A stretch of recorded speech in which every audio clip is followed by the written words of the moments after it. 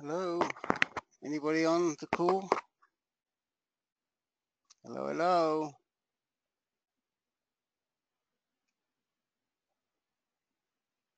So if you're listening on the recording, the time now is about 2:58, 2:59. No one's joined as yet, so you may hear some silence until we get some participants.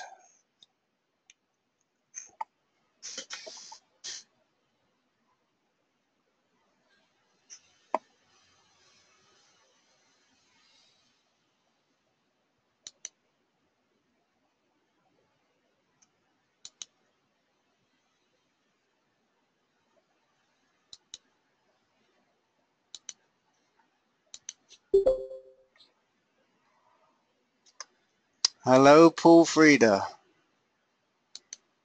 Hey Rick, how are you? Okay, how are you? Oh, not too bad. Are you, I guess you are tolerating the heat. It's probably no worse than what you're used to from Bangkok. That's exactly right. It's really hot here, but we're conditioned to deal with it. The only thing is that we're struggling with an underpowered air conditioner here in this townhouse, and so we're trying to deal with it. But we're all right. Okay. How you Okay. doing? You all right? How you doing? Everything's fine. Thank you. Yeah, Just too busy. I have too many things to do. I And understand it. every day I think I'm going to get stuff done. And every day I don't get what I want to get done. And then today I came up with another project. There's $100,000 grant available, and I have to write a grant proposal for it by August the 8th, but I can't decide which one of my projects I want to put into it. So that's going to be my first concern. That sounds like a lot of work. It's actually not bad. It's pretty easy, and it includes a 3-minute video, which I think I don't use a smartphone, so it becomes a little more complicated. So, hey Jake, Hello, Rick. How are you today? I am fine, thank you. So it was nice of you to come on the call yesterday. It was actually a mistake. I thought it was the regular. I thought it was your regular meeting. I even added it to my calendar, but I had it wrong, obviously. But I enjoyed it. Yeah. It was interesting. You know, that guy Mitch is, well, you don't know, that guy Mitch has been on before. So I see Peter just joined us. Hey, Peter. Are you recording today, Rick? I am. I All right. remembered. Good man. I actually remembered, and I switched it on at 2:58, and I even told people there's no one on the line, so don't worry if you hear silence. I will get it. I will get it down. I know I will get it down. What are you using to record? Are you using GoToMeeting itself, or do you use some other program? No, GoToMeeting. There's a little button on the bottom there that allows me. I don't know if it shows up on everybody's, but it shows up on mine, maybe because I'm designated as the organizer. Right. So so it does show up. It does show up on mine. Hey, Peter. How's it? Fine. I can see you. I can hear you. Everybody's got Very these good. big black ears on this thing, but I don't know. I think Jake's got his underwear on again because he hasn't put his video on. I don't know. We'll find out. Or we may never find out. I may dig my camera out. Okay. So yeah, that guy Mitch had been on the call before. You know, he's just having a little difficulty. I think more, as Peter correctly said to me later, he's having difficulty more with anxiety than he is with prostate cancer. But he'll square it away, or we will square him away, one way or the other. But I think that's understandable. We all kind of panicked the first time. exactly. You know, it's sort of an initial response that that is the norm. So I think the other factor is that we're so unused to being thrown back into the driver's seat. We're used to giving ourselves over to doctors for answers. Yeah. And to have doctors throw it back at us to say, you decide, it's unnerving to some people. Very.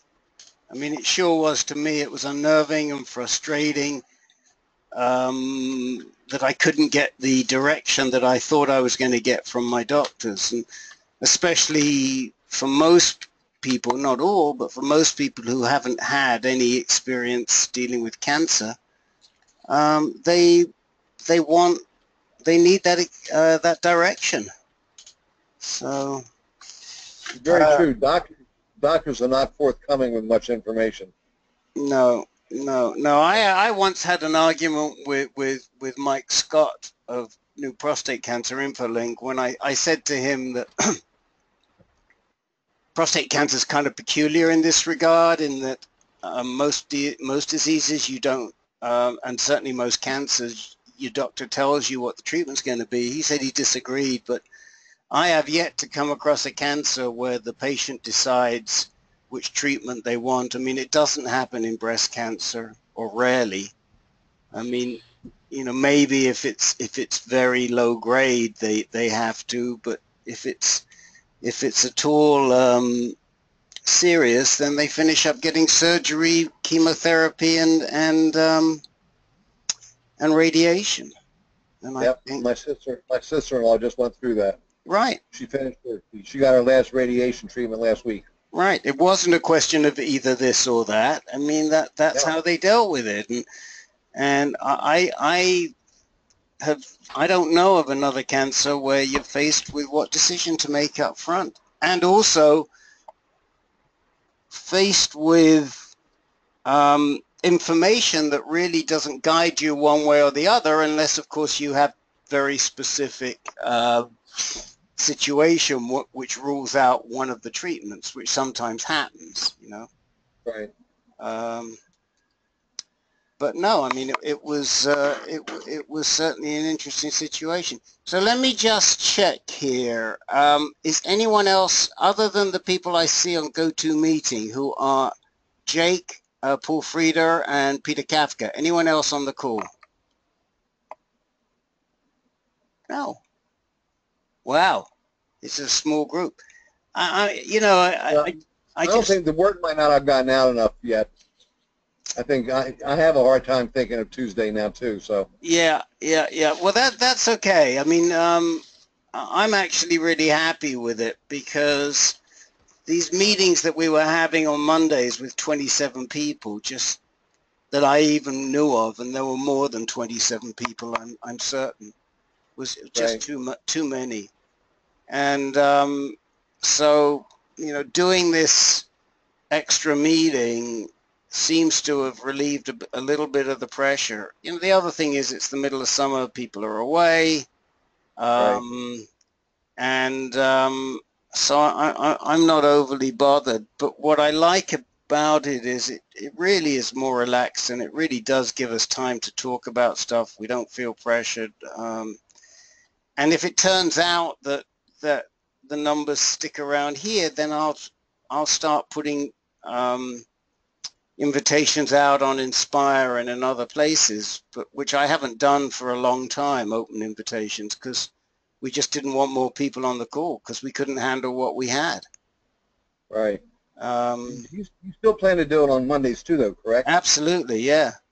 Okay. This is an additional session that was really to answer the needs of people on the East Coast who were having difficulty staying up for the Monday call. So So I that stay up till 2 or 3 in the morning, so that's never a problem oh, for me. it's not an issue for you. Welcome, Jeff. How's the weather in Maine? It's been gorgeous today and yesterday. Absolutely fantastic. Good, good, good. Temperatures in the 80s, dry, no rain for a change. All right. That's what we like. Well, we're having good weather here. And it looks kind of nice out of the window behind you, Peter. A little breeze and No complaints.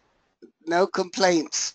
So there you go. From Maui to Maine, we No have good complaints. weather. How far is that? From Maui to Maine must be about 10,000 miles.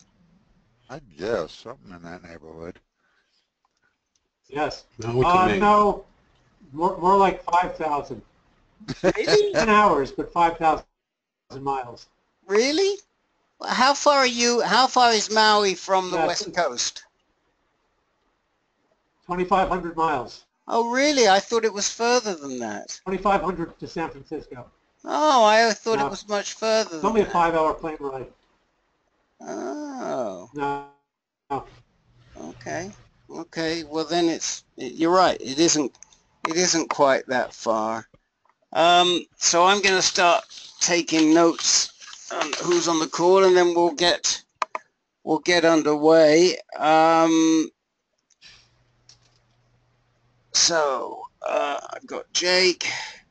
I got Steve Borntine just joined too.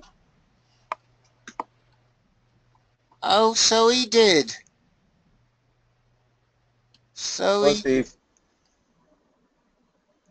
Dr. Steve, welcome. Oh, hi, Rick. How you doing? Sorry, I'm running a little later. Don't worry about it. Don't worry about it. So we've got Steve.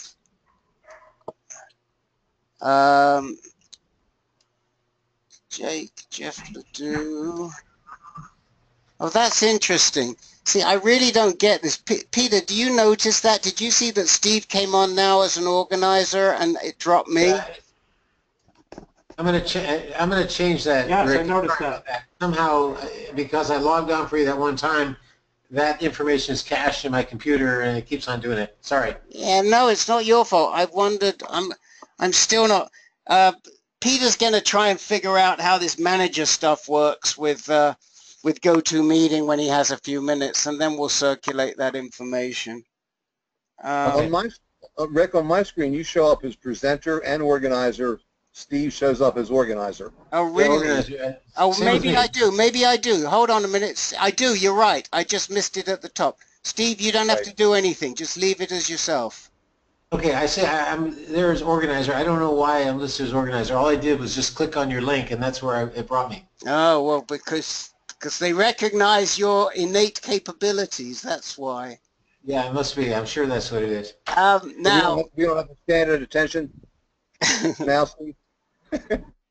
now I just will said that say, again. I will say that we're only allowed one organizer, so I don't exactly know how we get two Well, I organizers. relinquished my spot to you. I want you to notice my Barack Obama hairdo, though, Rick. What do you think? See the video? You're too dark. It's too. I Oh yeah, can't hang on. see There's it. a window. I'm gonna get rid of that There. window. Wait a minute. I See, Barack Obama. What do you think? Okay. All right.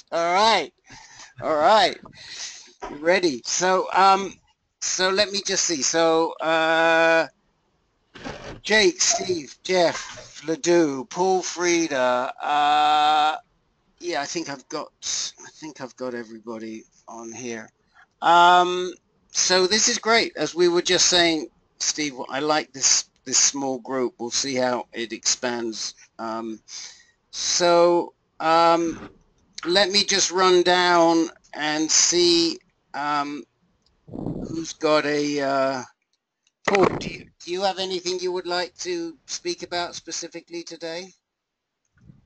You say Paul? Yes. No, I can't think of anything right now. Okay. Jeff, do you have anything? Well, I'm set to go see a new oncologist on Thursday. Okay, so we can talk about that. We'll come back to you. Steve, how about you can give us a little update on your new experience with SBRT? Sure, sure. And Jake, anything for you? No, I basically said everything I needed to say last week. Okay. I won't have any news until I see my oncologist later this month. Okay. And Peter, anything for you? Just what I mentioned on the email, if that's Yeah, we time can. and it's fitting to talk about that. Sure, we can You know, talk the about changes that. in imaging. Yeah, we can Yeah. talk about that. Okay, so let's kick off with Jeff, and tell us, Jeff, about how you're doing in finding a new quarterback for your treatment. Well, it took a while to get it all together, but they called me first part of the week and set up they said, well, we got a couple of dates that we can possibly do. And they said, 14th at noon, you're going to take up his lunch hour. Okay, fine. The other two dates that they gave me, I've got conflicts, number one, and the other one would put me too close to the due date for my Daguerreotypes and Exgeva shots. Mm-hmm. So doing this on the 14th will give us a chance to get me in to see him, and he can understand who I am, what I am, and where I'm coming from. And Okay. that may be a little more difficult than he realizes. So tell us who it is that you're going to see. Is this down is this with Eliezer Van Allen, or is this somebody local? No, this is somebody in Portland. Okay. He's with the Maine Medical Complex Group, Maine Cancer Treatment Center in Portland. His name is Christian Thomas. Mm-hmm. I don't know if anybody knows about him or anything. He is a co-director of the GU Oncology Group. Okay. So he's high enough on the food chain that I think he can understand who I am and what I am. Okay. Okay. So you answered my next question, which is he is a GU Med-Onc, which is really good. And what is your plan? Is it to try and get him to work with Van Allen at Dana-Farber, or what's your thinking? That is part of the plan. Van Allen said he would be willing to work with people in the Portland area. I have a few questions for Christian, and once we get those answered and find out, here again, where I am and where I want to go. They do administer Provenge in that group, which Okay. I think is a good thing. I do too. The sooner we get that underway, the better. Absolutely. I certainly agree with you on that score. So tell us, I mean, why don't we do, since the 14th is on Thursday, right? Yep. The Bastille Day. Right. With a name like Ledoux, you should be all over that one, man. I hope you're going to be wearing red, white, and blue when you walk in there. Some nice stripes. Oh, for sure. If I can find a shirt that'll do that. So I tell you what, since we've got a relatively small group, and this may well help you. Why don't we play it out a little bit if you're willing? I mean, why don't you walk in and sit down, and one of us can play. We don't need anybody to play doctor. We have a doctor sitting right with us. You're a gynecologist. The only trouble is he's used to looking at a different set of genitalia. Oh, female, huh? Okay. Patients who have no prostate whatsoever. Absolutely. I came across, and I'm at it right now, but I'm not at the right place in it. Okay.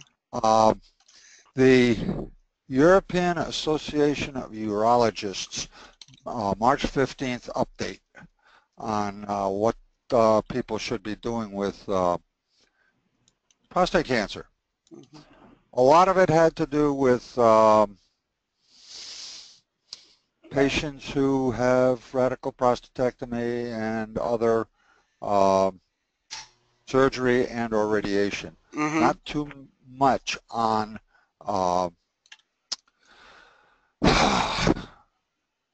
highly active prostate cancer, Right. like what I've got.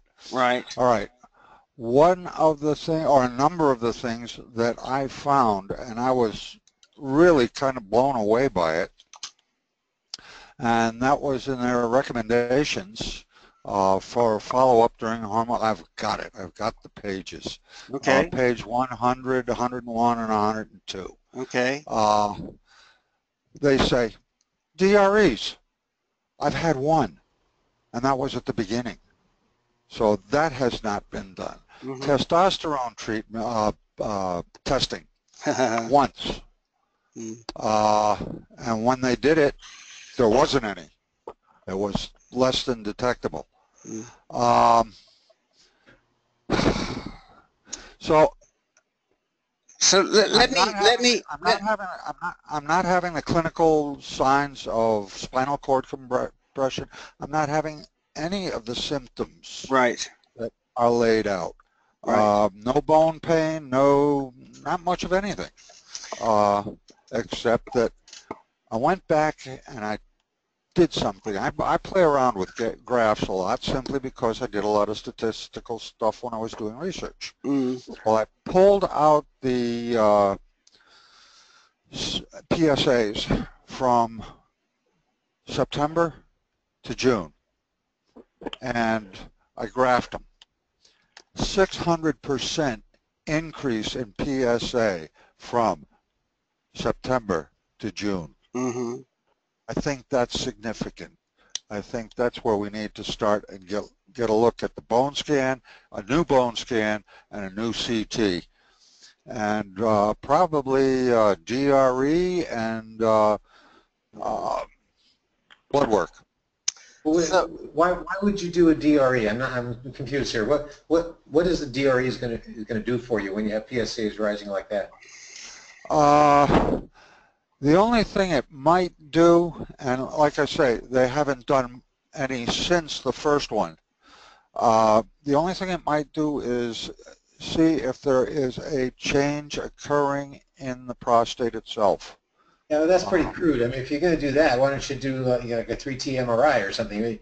You're not. I mean, what's the point of a DRE? I don't quite get that at all. I'm just going by what's in the recommendations that they have here. 3T MRI, I don't know if they do that in Portland. They may not do that except down in Boston. So I want to follow.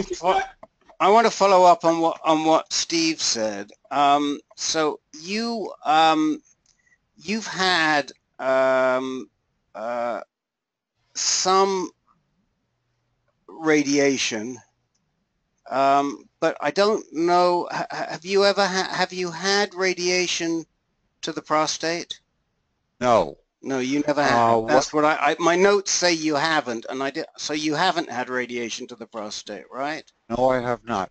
What they did some X-rays, and they found a number of blastic tumors in the bones of the pelvis and the femurs. Right. And what they did was they did specific radiation therapy to external beam radiation therapy to those areas, not to the prostate itself, but to the bones of the pelvis and the femurs. So I want I want to drill down on that just a little bit, but before I do that, Steve knows where I'm going, I think. Before I do that, I just want to talk about testosterone testing because this applies to everybody on the call. So I'm a big fan of testosterone testing. Kaiser does it automatically when you are on hormone therapy, because that is how they administer the Lupron. Now, I'm not certain, or the LHRH drug, I'm not certain I necessarily agree with this, but the reason they do the testosterone testing is because they say if your testosterone is below castrate level, you don't need another shot. And so they don't give it to you, and then until they test you the following time. So for them, it's a cost management issue. I think it's important from another standpoint, which is to determine how effective the LHRH drug is. So if your testosterone starts to rise and you're still on an LHRH drug, what we know is that LHRH drug isn't working like it should be. And if you change that drug to maybe a different LHRH drug, it might have an impact, and you might not be castrate resistant. Assuming your PSA is also rising, you might not be castrate resistant. It might be an issue with the drug. So Rick, let me just add, it's more than just testosterone. The other much more potent androgen is called DHT, dihydrotestosterone. Right. So when you measure testosterone, you always measure DHT as well. Well, but they don't. What Rick is saying, just defending Kaiser, it's not a cost-effective thing. It's also, Lupron and other LHRH drugs have a lot of side effects. If you can avoid using them, it's a good thing for the patient as well. Yeah, but Steve, they never measure DHT. And if you ask, I haven't done, Rick. I tell you, they do. I used to measure it myself as a gynecologist all the time. It's a commonly done test. Well, when I asked for it, I couldn't get it. And most because I don't know why you didn't get it, but it's a cheap, easy test to do. No big deal. Right. Well, most guys I know at Kaiser haven't been able to get it, but at the same time, you know that your DHT is usually about 10% of your testosterone. But DHT is way more potent than testosterone as an Absolutely. androgen. So you want to know what they both are. Right. For sure. But either way, I think Steve and I both agree that when you measure your PSA, you should ask for a testosterone and a DHT test. Yeah, I would say that's exactly right. I did that a couple, 3 months ago. Yeah. I said, what about doing another testosterone? Oh, it's not necessary. Yeah, well, that's what a lot of the docs say, and I've argued with it. A lot of the GU med oncs.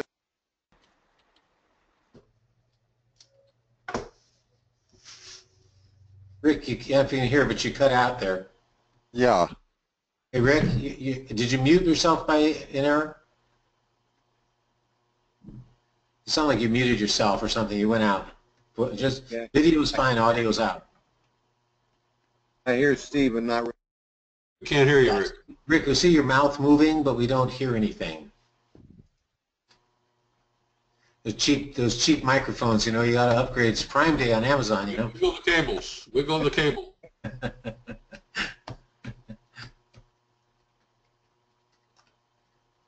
Can you hear us, Rick? If you can hear us, give us a thumbs up. Yes. You just did We that. don't hear anything from you. Is that a wire or wireless microphone? Got a wire. Okay, now you can hear me. Yeah, That works. I don't know what happened. It ceased. So yeah, I mean, I've argued this with GU med oncs at UCSF. They say no, we don't think you should test.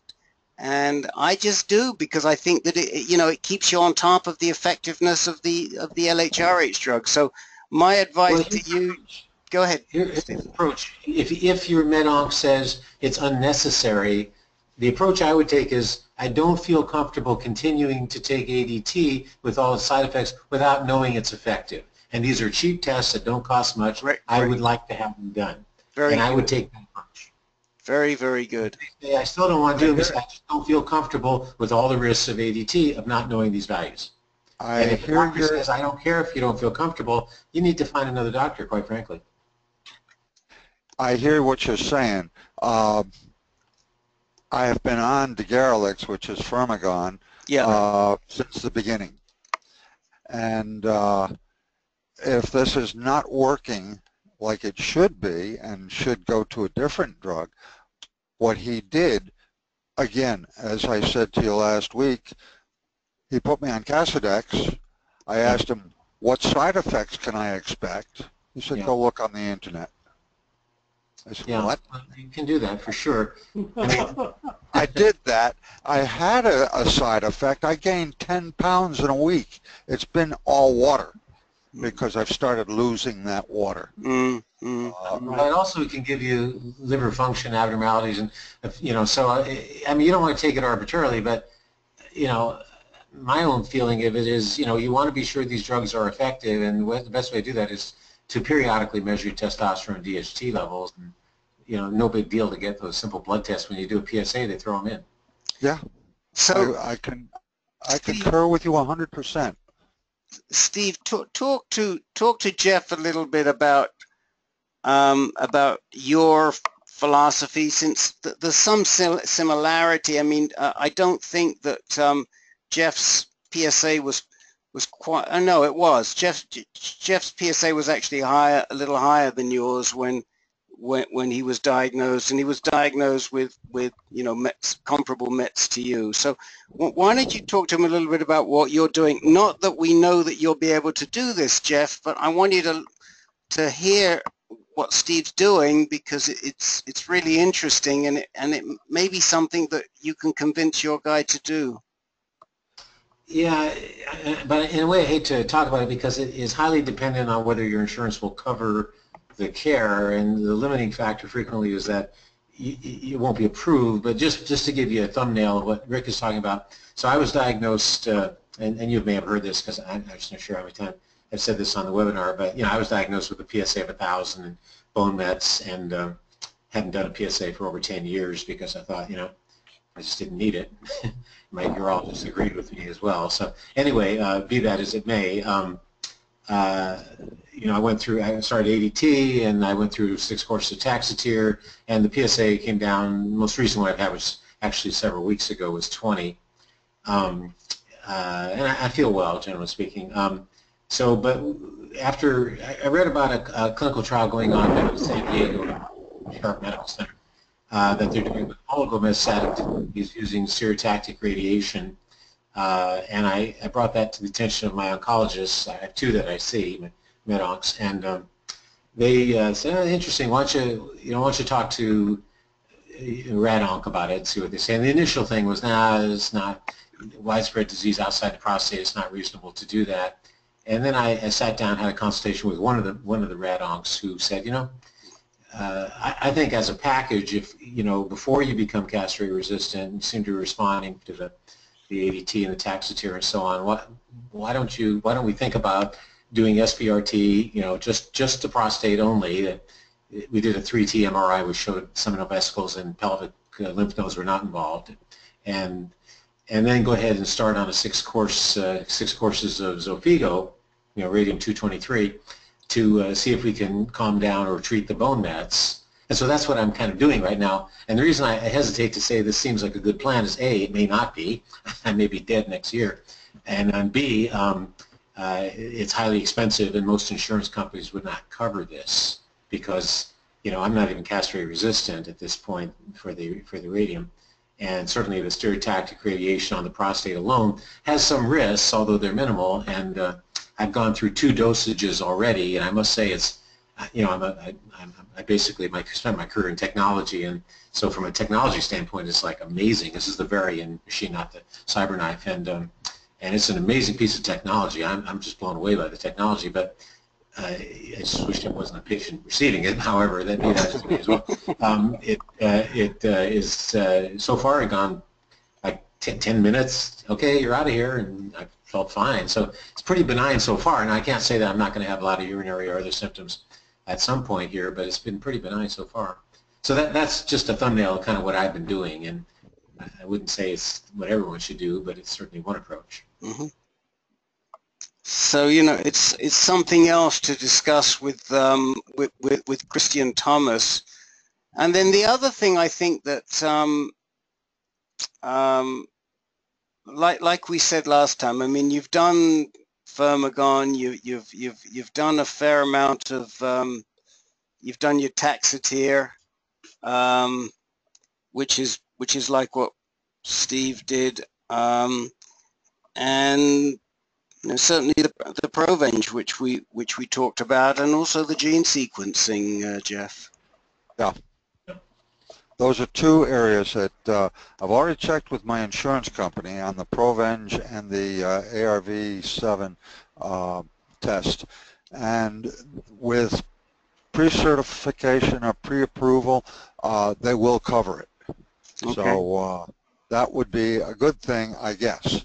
Got to talk to Christian and see what he's got to say about it and see how he feels. And Ellie said he would be willing to work with the MedOnc in Portland as long as they're willing to work with him and keep him apprised. And has he given you any idea, has Van Allen given you any idea of what he thinks should be your next step? He hasn't gone into any detail with me. He said, when I said, I've got two things that are going on since I started on the Casodex. The first one was the 10-pound weight gain in a week. The second thing is, right after I started on it, I started having some diarrhea, and it was not insignificant. So I've kind of played with that. That seems to have come under control. What he said about that was give it a week or so and see if it settles down and you can tolerate the Casodex. So seems to have settled down. My weight is back down. I was up to 215. I'm now back down at 203. So wow. That's good. I'm looking to get down a little bit further. When did you start taking the metformin, and has that?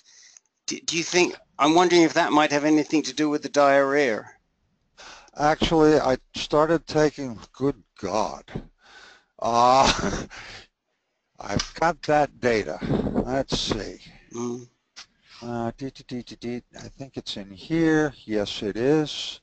I started taking the metformin at 500 milligrams twice a day. Oh, come on. I know it was before that. It's been since the first of the year, and I have had no problems. Okay. I saw my PCP around the 30th of June, and he upped the dosage to 1,000 milligrams twice a day.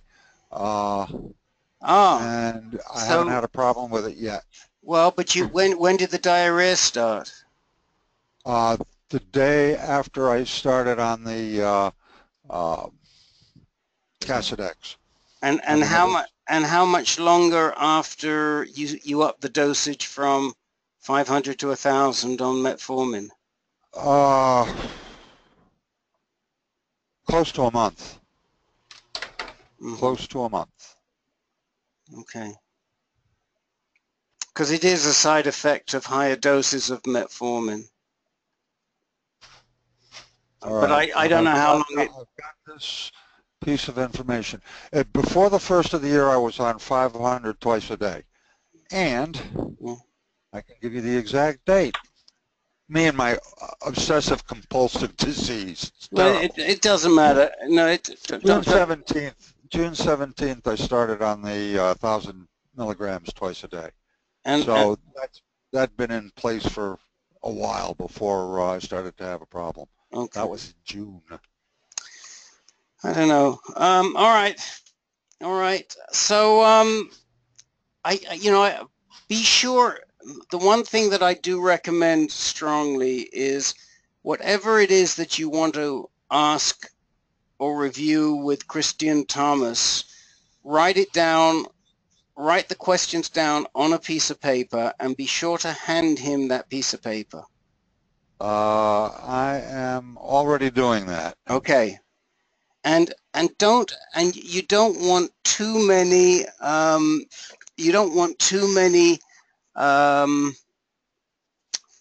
questions. I mean, keep it to 10 questions or less. Okay. Okay? I Because think I can do that. right. So Just Steve, I don't know if you can see it. I put up Yeah, I on the see screen it. the side effects of Casodex, and they're multiple, obviously. So I mean, it makes sense that the diarrhea. The other thing, just based on my own experience in taking Casodex, is that my liver function test bumped quite a bit when I first started it. I don't know if you've had any liver function tests done, but you might look at that if you've been having some diarrhea and weight changes. Okay. Yeah, my liver function too was high right the way through my ADT, and it's a minor side effect, but about 5% of people experience it, but it is a side effect. So they need to measure your ALT and your AST, right, Steve? Yeah, that usually, yes, and bilirubin, total bilirubin as well. But Bilirubin, yeah. primarily what's called hepatocellular enzymes, which is the ALT and the SGOT and so on. Yes. Okay. The interesting thing is the day after I see I found that I found the hair loss factor is hitting me pretty good. It's better than shaving. Oh, you mean like It beard? just takes everything right off of you. Yeah. Well, yeah, I've got the same problem. beard, but my body hair, my armpits, everything's just disappeared. Yeah.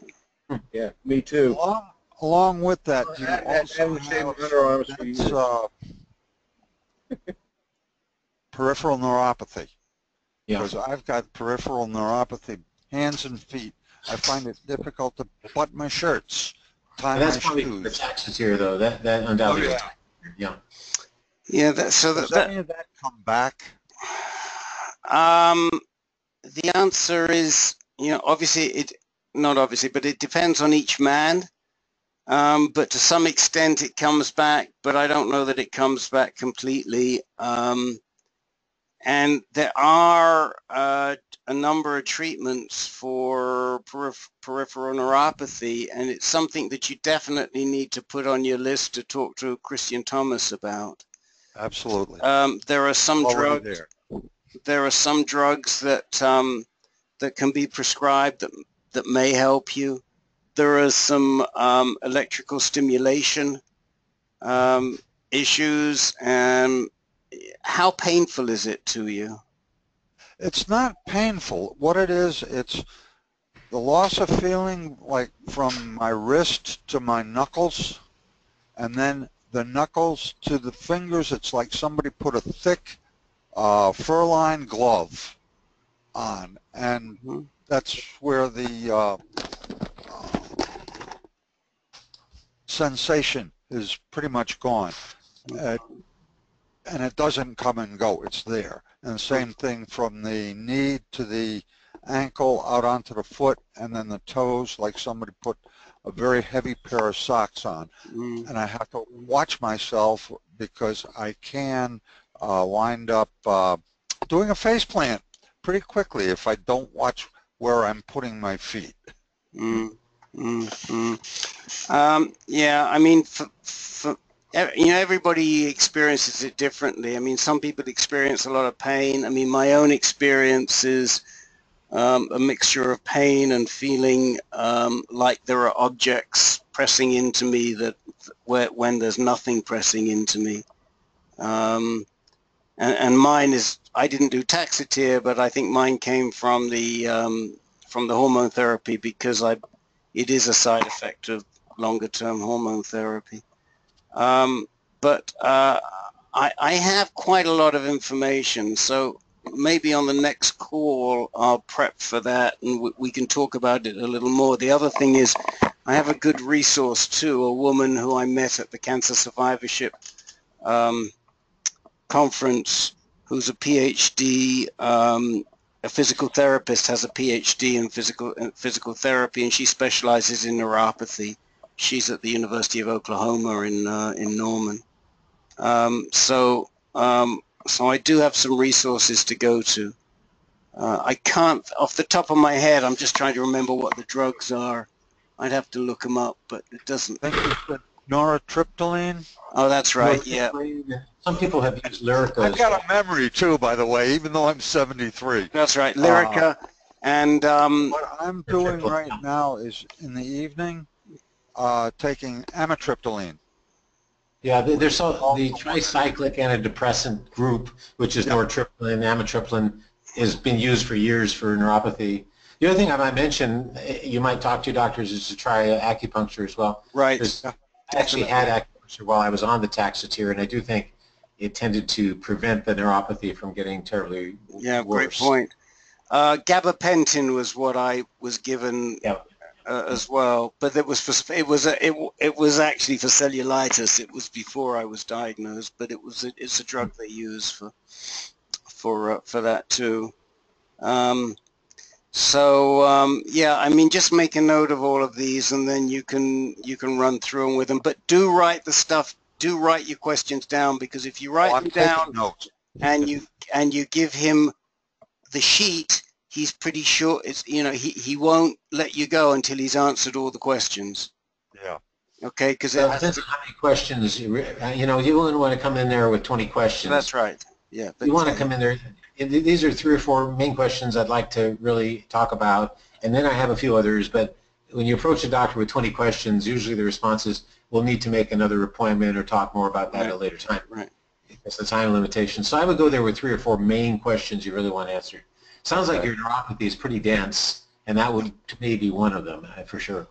Well, the other thing I noted, and it's in conjunction with the peripheral neuropathy, there is a general lack of sensitivity over the rest of my body.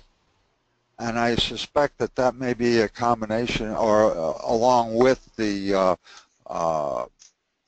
peripheral neuropathy. In other words, like my arms, my back, my chest and stomach. Those areas do not respond to touch at all. I mean, I can feel somebody touching me, but I don't respond. Like when my wife touches me. Sorry. I mean, a different story. That's personal. Peripheral neuropathy classically is sort of a boot and glove distribution. If you're getting it more centrally, it may not be the same thing. I mean, that's my knowledge of it. Okay. So this is, by the way, a good opportunity to give a plug to the new call that you'll probably get a reminder about today or tomorrow from John Teisberg. John is setting up a call called the Inner Conversation, and what he hopes to do in that call is to really explore, with men only, some of the emotional issues that arise from dealing with prostate cancer.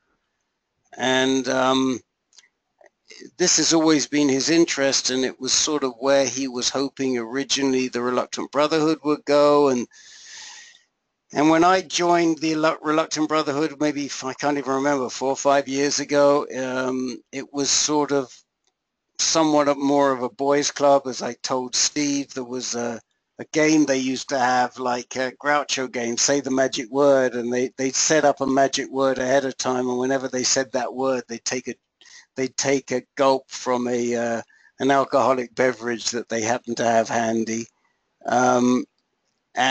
And that was, to some extent, I mean, the nature of the call was very supportive, but it was less technical than what the Reluctant Brotherhood has become. And the reason we've split the calls now is because John wants to go back to his roots. And so he's starting this new call.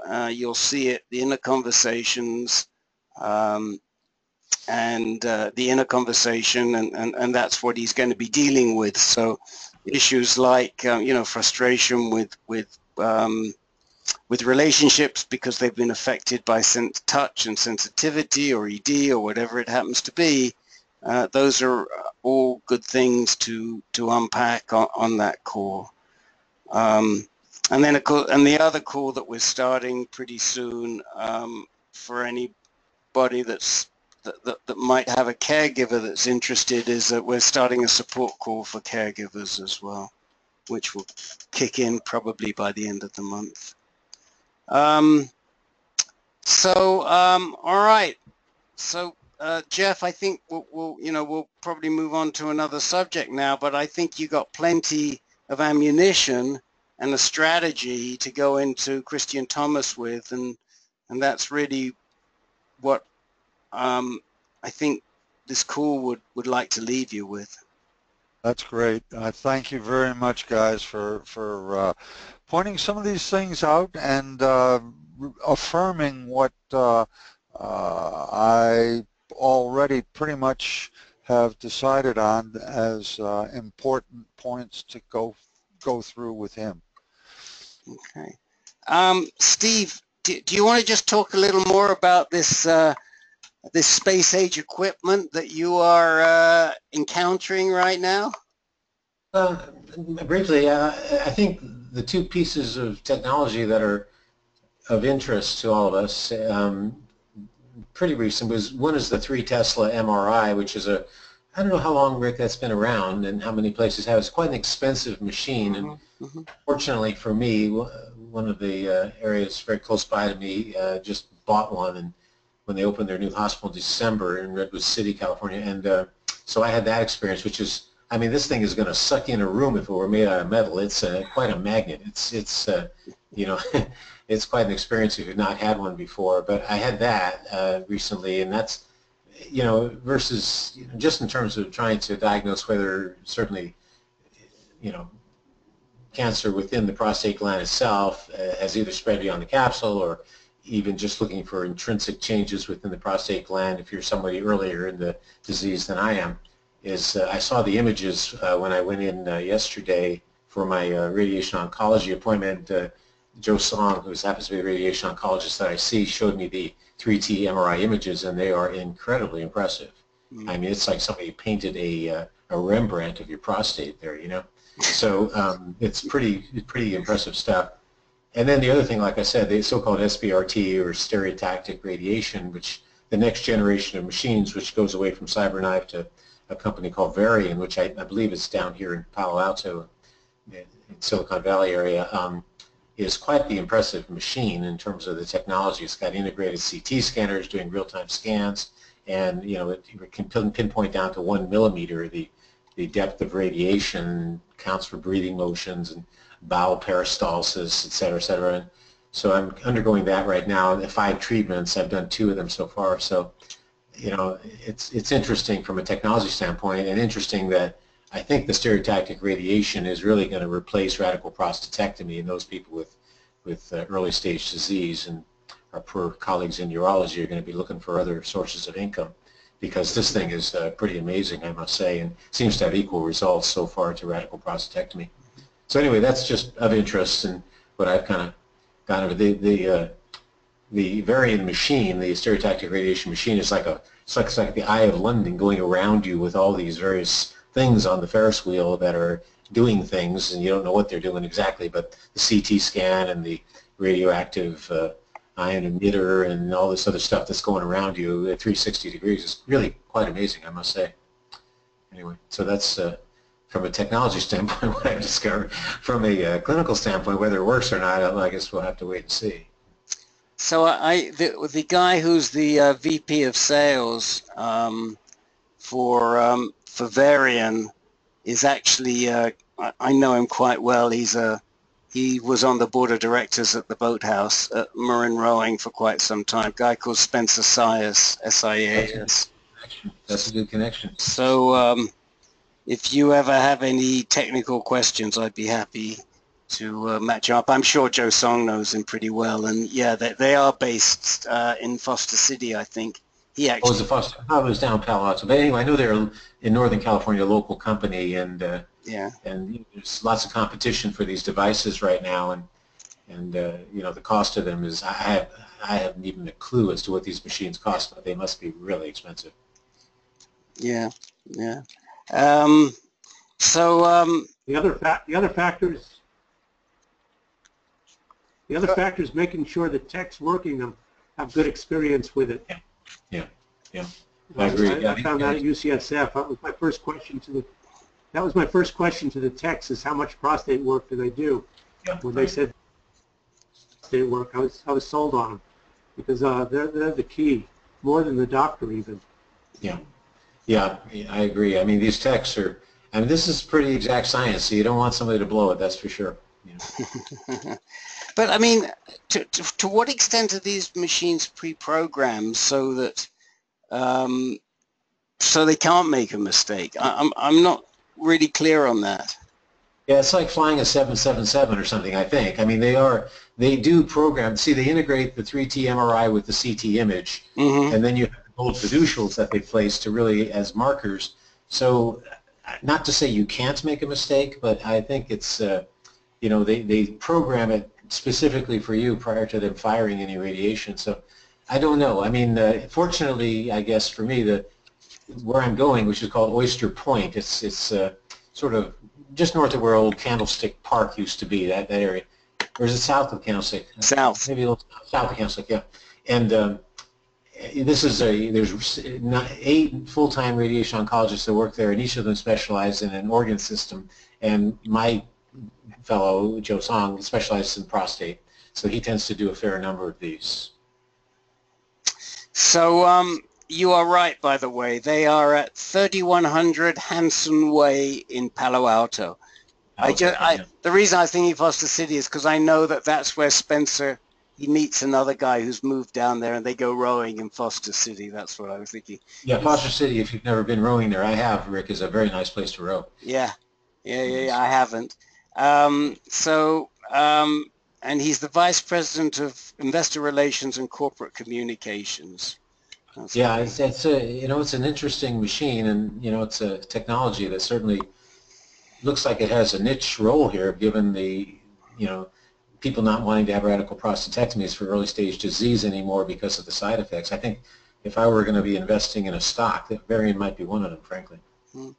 Well, I know that UCSF offers SBRT, but it's a different machine, isn't it, Peter? It's not Varian. It's the other one. I don't know, whoever makes it. I don't know.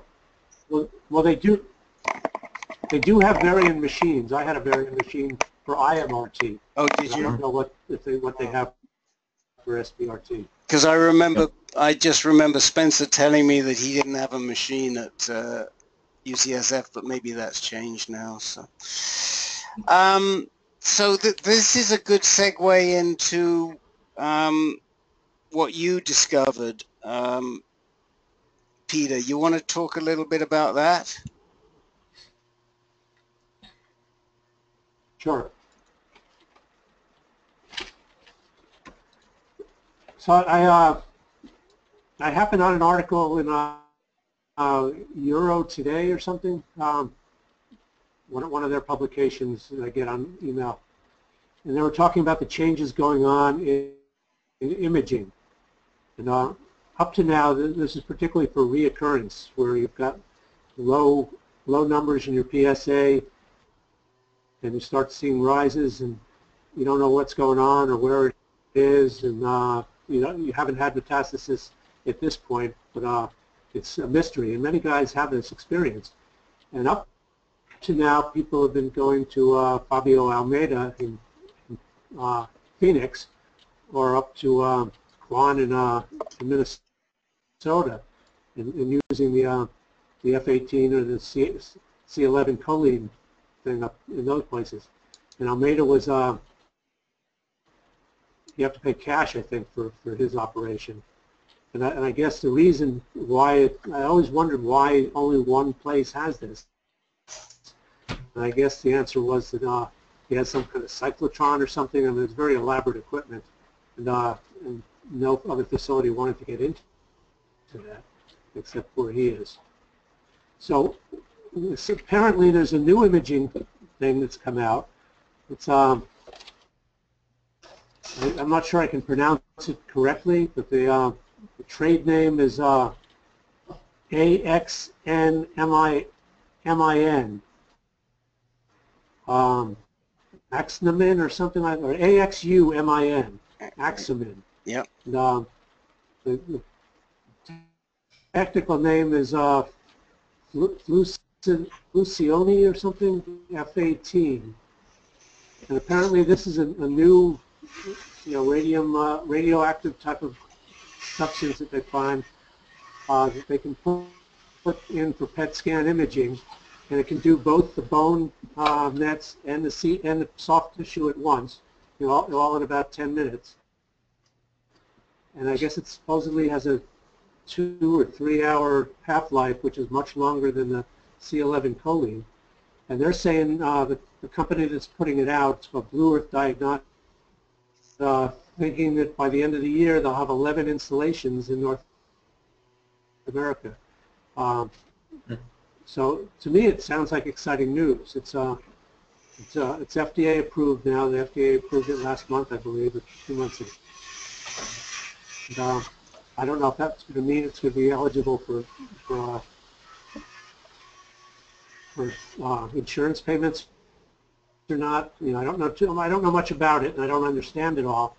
But to me, it's exciting that there's new things coming out in the imaging field. Mm-hmm. Yeah. The one problem with the new technology is that typically insurance doesn't really keep pace with the technology. So they have like a C11 choline or 3T MRI or something, and then your insurance says, no, we're not going to pay for that because that's not standard of care. And so you run into those kinds of issues sometimes.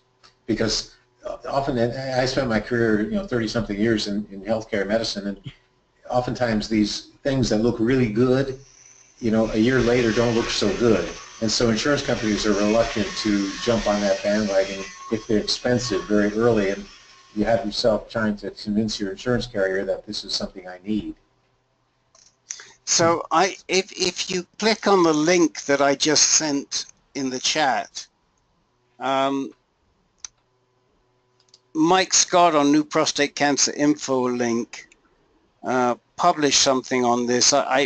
When Peter sent this to me earlier on today, I remembered it, and I vaguely remembered reading something about it quite recently. As you can see from the screen, it was on May 31st, right around Memorial Day this year. And what's interesting when you read this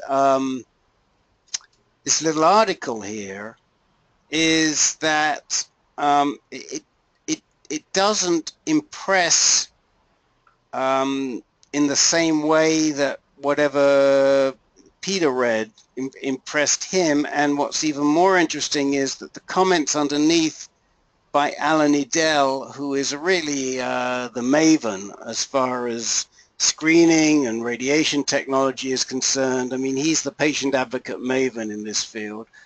I mean, he thinks that it's a good process, but he doesn't necessarily see that it's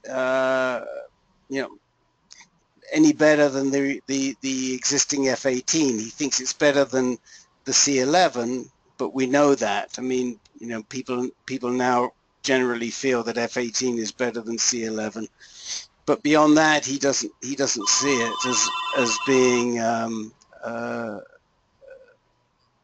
being so dominant. Guys, I'm just going to mute for a second so I can just get rid of this call.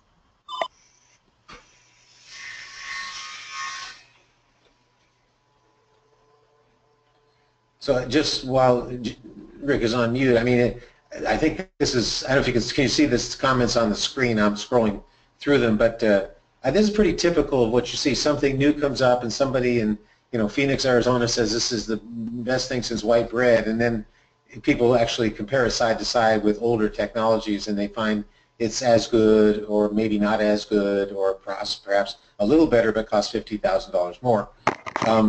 So pretty typical in healthcare, and then you're up against your insurance company to try to convince them that this is what you need versus C11 or 3T MRI or some other comparable type of scan. So that was. I think the article I read seemed to imply it was superior to C11 and to other scans for sure.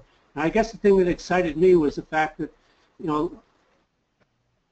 options for guys with reoccurrence and low PSAs to really track down where the cancer was spreading, where it was going. Mm-hmm. And taking a trip to Phoenix. And, some people are traveling cross country and out of country or whatever, just to go to Alameda to see if they can come up with an answer. And if indeed there's some kind of facility spread around where there's that option, to me that's exciting news. I definitely agree with that, Peter. But I think there's probably more opportunities to do F-18. For example, I think that UCSF has a machine that will do it, but they're still only using it for clinical trials. But it is available, and that there is equipment available. You've just got to track it down a little bit. But I do agree with you that if more people can access this better technology, it's going to make a difference. Definitely. But read the article that the piece that Scott published, and the follow-up comments, and I guess it's just something that we need to keep tabs on. I will say that I need some sort of an interpreter to understand what's at the bottom, that the last comment that's on that list there, but it's a little bit over my head. So, do you see that right at the bottom? I'll send you a copy of the article. Okay. True positives by PSA's found. Yeah, Rick, just from the numbers here that you're talking about. Yeah. This is what they call anecdotal information. This is not a, controlled trial or retrospective trial. It's just, this is anecdotal stuff, and you just got to be so careful at our level of reading something and saying, oh my God, if I just had this, I'm going to be, much better off. And there's something that comes up every week, and so you just got to be cautious about this stuff, because clearly somebody has a vested interest in either selling this machine or using this machine, or this technology. Right. And you got to be very careful, because as consumers of healthcare, you want the latest thing, but you don't want something that's a fad that proves to be not as effective as they're already there. Right. So, Rick, I'll send you a copy of the article that I saw out of Urology Today. I'll print it out and email it to you. I'm sure it's in my inbox somewhere. But yes, do send it to me anyway. I'm a little behind on some of that stuff. So let me just make sure. I don't think anyone else has come on the call. It's still Paul, Jeff, Dr. Steve, Jake, Peter, and myself. Anybody else? Susan and Ron came on late. Hey, Susan and Ron. How are you? We're fighting off a bad cold, but luckily you can't catch it from us over the phone. Okay. Give us an update on Ron. How's Ron doing? Ron's doing okay. He's happily growing hair back. Good. Not as fast as he would like, but he doesn't. He now just looks like a guy his age and not a guy on chemotherapy. So he's happy about that. He's hoping to get his younger looking self back. We have an appointment at Hopkins with Dr. Antonarakis next week. Okay. So he's off of. I think he's off of docetaxel, because after 5 treatments it did nothing, and he's on Xtandi now, and he's much happier on Xtandi. And how's the Xtandi working? Do we know? Well, he hasn't had a PSA done yet, so and no scans since the Xtandi started, because he's only been on it a month? Yeah, about 6 weeks. So he's going to follow up with his med-onc next week, and she'll probably retest him then. Okay. I'm like, he's feeling really good on it. I almost don't want to know. We're just hoping it's working. So just a couple of questions. What was Ron? What was your PSA when you started the Extandi? Do you know that? What's the baseline that we're looking at? 27. He said, did you hear him? 27. 27. Yeah. Okay. And you started about a month ago, so like early June, yeah? Like he said, yeah, about 6 weeks ago. Okay. Okay. And did they run? I mean, I assume because you're doing this through Hopkins that they did run an ARV7 test on you, huh? No, he hasn't. He's having his initial consult at Hopkins next week. Oh, okay. We haven't been seen yet, but we're going to see them for the first time next week because we're on the last of the regular things now. We decided. Then we decided to go ahead, and that was the plan. Okay. Once we were running out of options to go get seen at Hopkins. So we haven't had genetic testing. He hasn't had genetic testing or anything like that. So. Okay, where were you being seen? At the local hospital. He did have a consult up at UPenn to see the specialist at UPenn, the urology oncology guy at UPenn, but we don't think that we were well advised there. And you guys recommended Dr. Antonarakis. Yeah, he's really good. So, yeah. So we've just totally given up on UPenn, and we're gonna go to Hopkins. And when did you say that appointment is? It's Tuesday next week. I think the 19th. Excellent. So Thibaut Lincecum sees Antonarakis, and if you want, I'm happy to put you in touch with him. He lives down in he's just moving. He's moving to College Park, Maryland from DC, so he's just moving north a little bit. But he's been seeing Antonarakis, and then he's also been seeing a woman because he's doing a trial at Georgetown.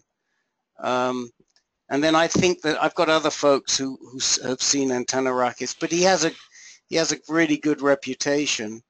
So it'll be. I'm as you are, I'm sure, anxious to hear how your blood work comes back, Ron. And but I'm glad to hear that you're feeling good, because so many people on Extandi just complain about fatigue. Yeah. I've been tired since 2012 when they started the procedures. So it's no different. I see. Okay. Well, that's good. That's very good. By the way, you and Dr. Steve, are you on your phone, or are you on the computer? We're on the phone. Oh, okay. So you don't see the images. But I was going to say, you and Dr. Steve could have a competition to see whose hair grows quickest after you come off a docetaxel. He's very proud of what's going on. His Obama do. I haven't had a haircut in like 8 months. I'll email you photos Before and after. the before and afters. Yeah. Okay. And then you can pass them on.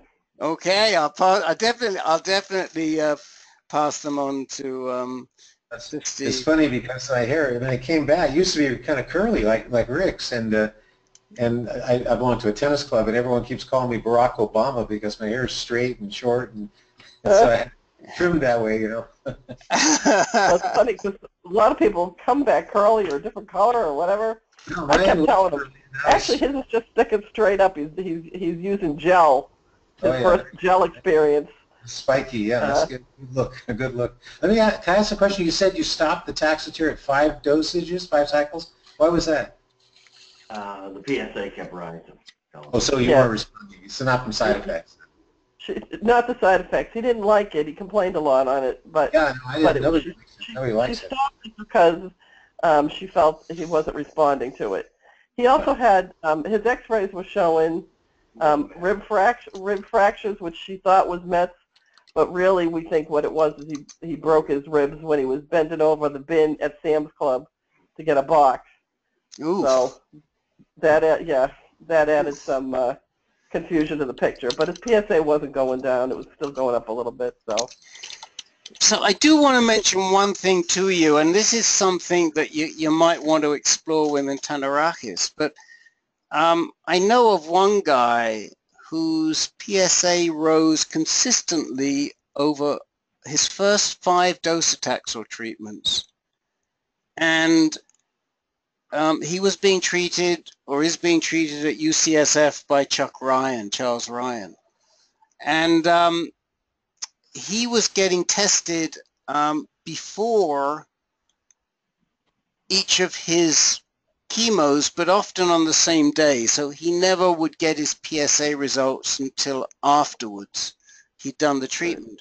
And he went in for his 6th treatment, and they said, okay, because of this no response, we're going to give you cabazitaxel, which I know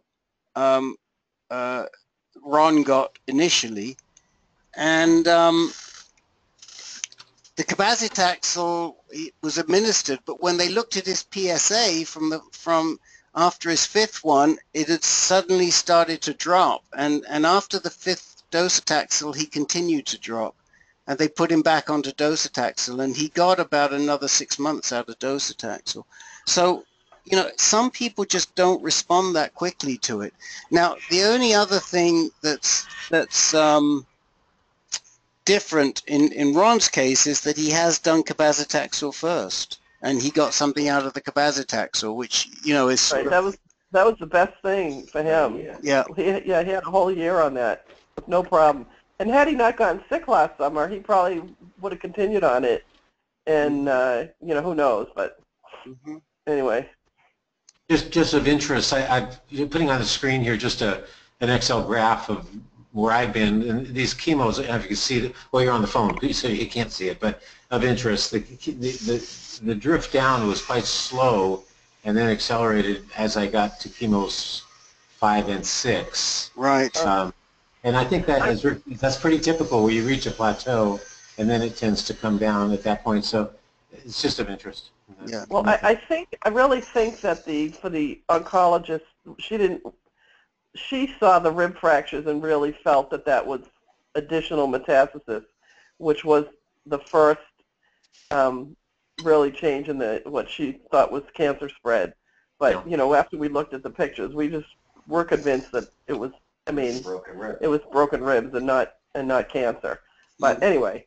Well, you know, it can be both. You know, pathologic fractures. Yeah, and metastasis it could be. Can cause you to fracture very easily. So it could be both. Right. Yeah, it could be. But, you know, so we'll just see what Hopkins has to say.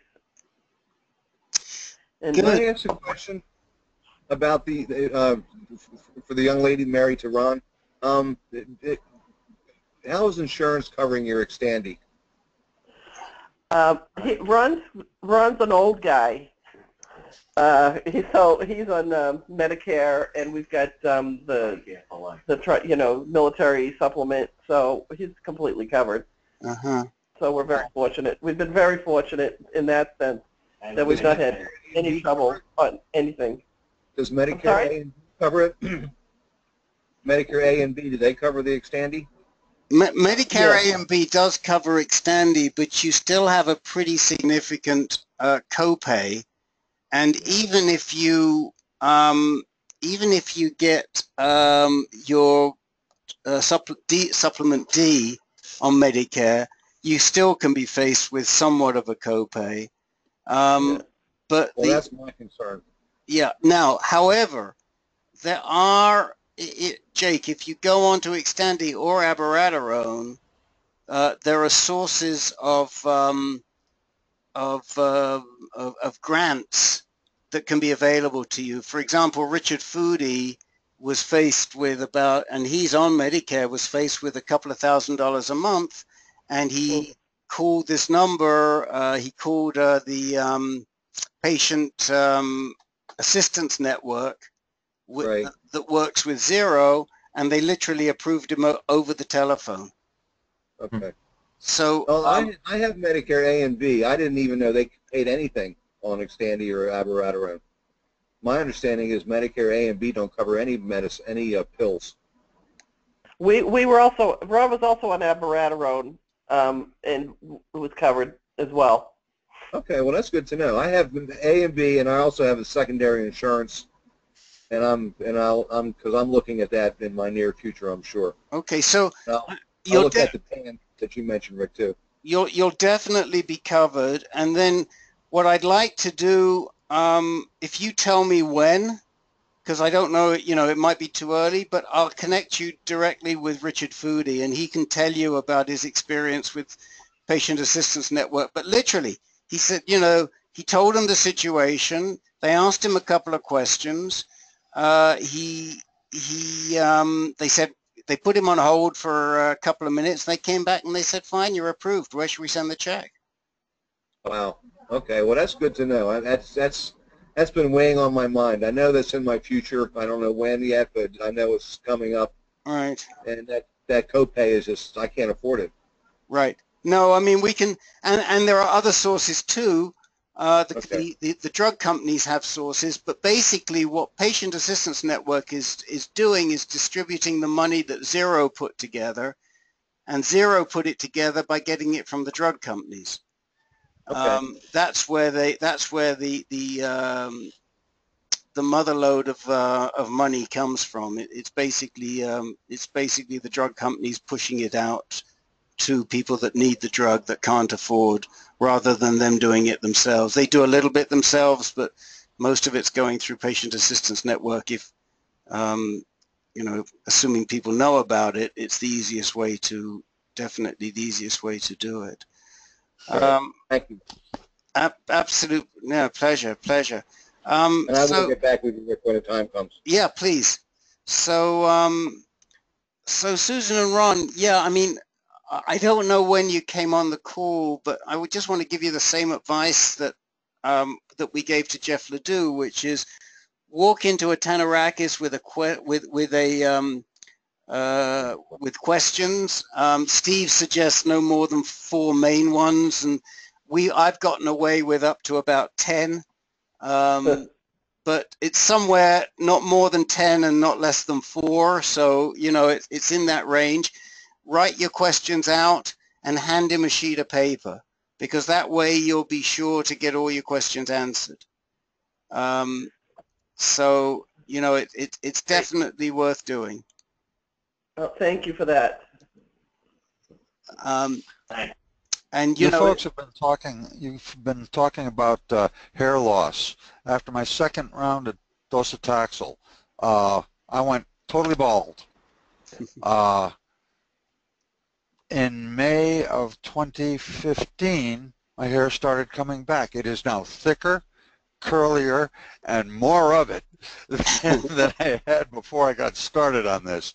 I got to thank my father for my prostate cancer. I thank my mother for the regrowth of hair, because hers was too. So how long after you stopped the docetaxel did your hair come back? It started, well, the last session of docetaxel was at the end of March of 2015. It started to come back in May. By the end of the year, people were saying, what are you going to do, grow your ponytail back?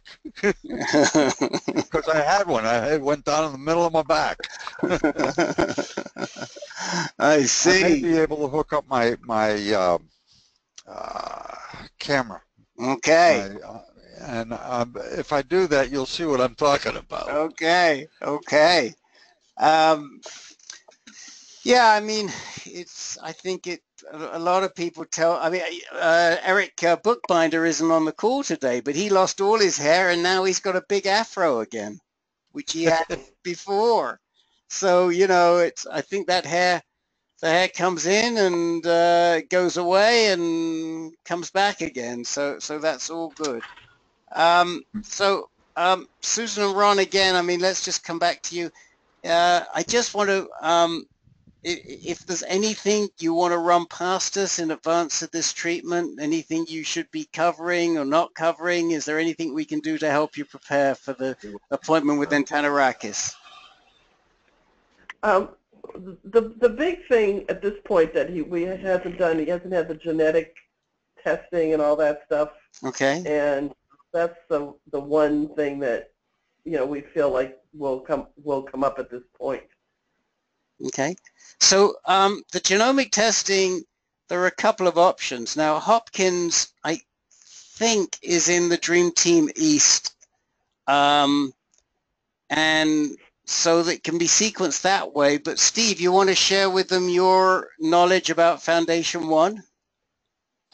Yeah, so I had to step away for a minute, so I missed some of this conversation. But so I've, just to give you the short story here, I never had a prostate biopsy done because when I was diagnosed, there were clear bone mets and PSA was 1,000, et cetera. So I chose to have a prostate biopsy done more recently when I, in prep for stereotactic radiation where they're putting the gold fiducials in, and had one done from the area on truss that looked the worst, and that came back by now 3 pathologists looking at it as completely negative.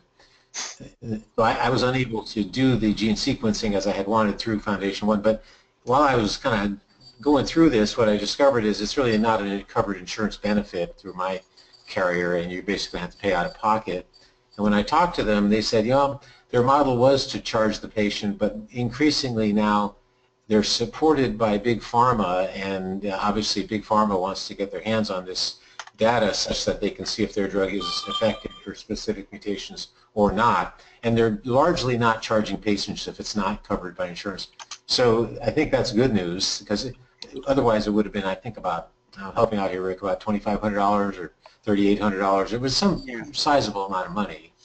I forget exactly what they quoted. I think from memory it was more than that even. I think it was about 5,600, but it is definitely... No, it had come down. I think it was 38. For some reason, 38. Okay.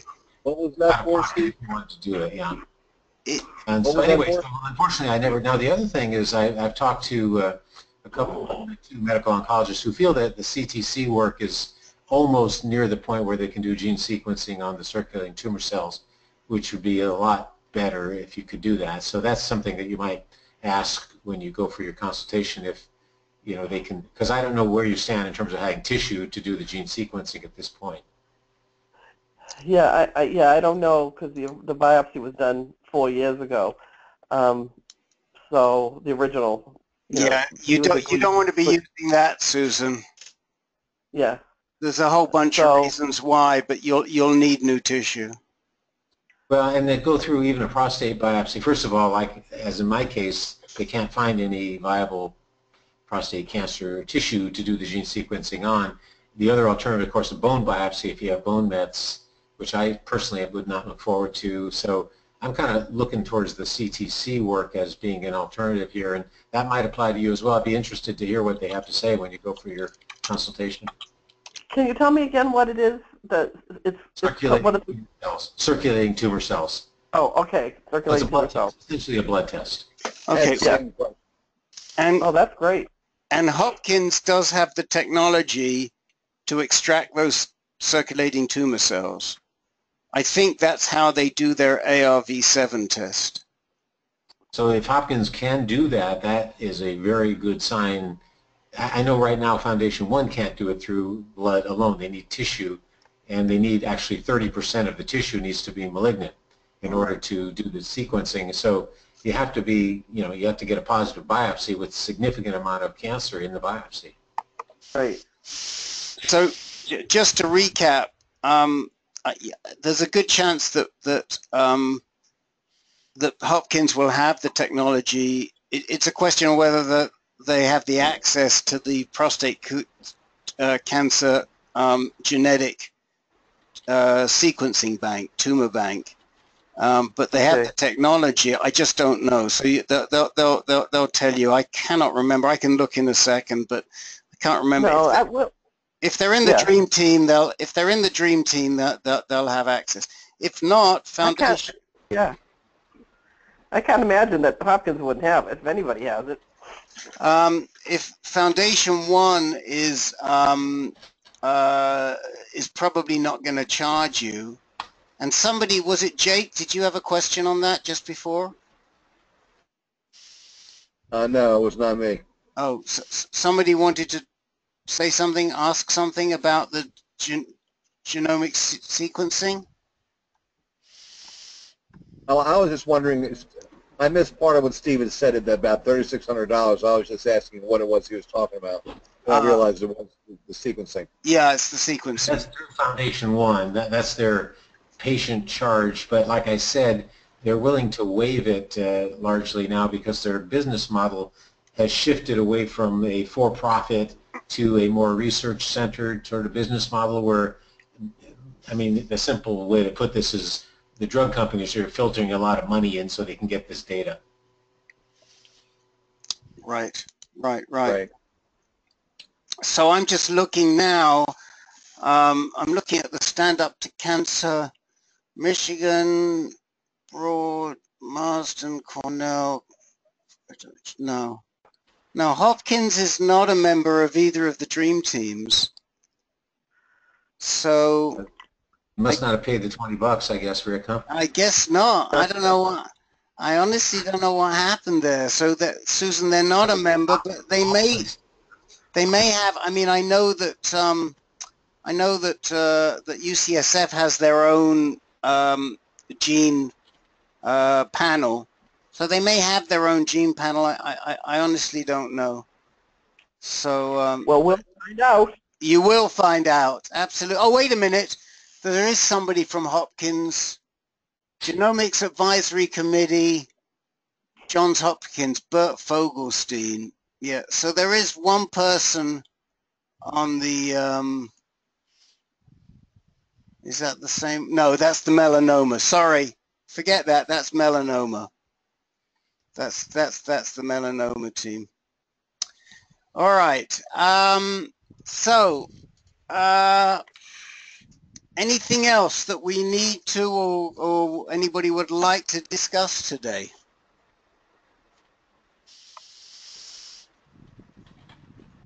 Paul Frieda, you've been awfully quiet.